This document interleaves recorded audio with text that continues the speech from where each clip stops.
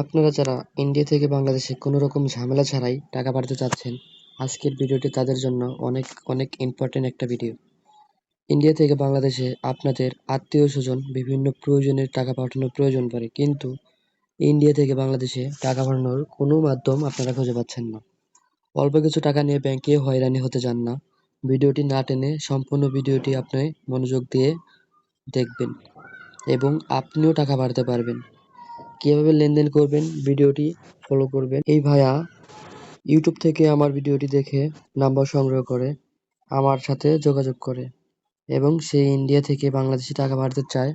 আমি তাকে টাকা পাঠানোর নিয়ম বলি এবং আমি তাকে আমার ফোনপে এবং গুগল পে, পেটিএম অ্যাকাউন্ট দেই। সে টাকা পাঠিয়ে স্ক্রিনশট দেয়। দেখতে পাচ্ছেন 11,000 টাকা স্ক্রিনশট দিয়েছে টাকা পাঠিয়ে, এবং বাংলাদেশে যাকে টাকা পাঠাবে তার বিকাশ অ্যাকাউন্ট নাম্বার দেয়। স্ক্রিনে দেখতেই পারছেন। তারপর তার টাকাটি চেক করে তার দেওয়া বিকাশে পেমেন্ট করে স্ক্রিনশট দিই।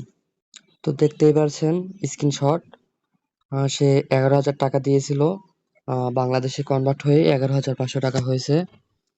তো এভাবেই লেনদেন করা হয় সহজভাবে বলতে গেলে। যদি আপনি ইন্ডিয়ান হয়ে থাকেন, প্রথমে আমার কাছ থেকে PhonePe, Google pay, Paytm account নেবেন এবং টাকা পাঠিয়ে স্ক্রিনশট দিবেন। স্ক্রিনশট দিয়ে দেওয়ার পর আপনি যাকে টাকা পাঠাবেন বাংলাদেশে তার বিকাশ অথবা নগদ অ্যাকাউন্ট নাম্বার দিবেন। তারপর পেমেন্ট করে দিব। পেমেন্ট করে আপনাকে স্ক্রিনশট দিয়ে দিব।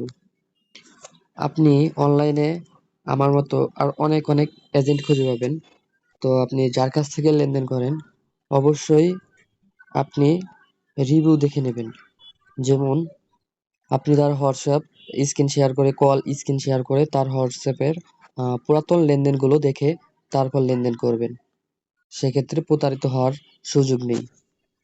আমার হোয়াটসঅ্যাপে যোগাযোগ করবেন। আমার হোয়াটসঅ্যাপ নাম্বারটি হচ্ছে +88 013 22 51 77 61।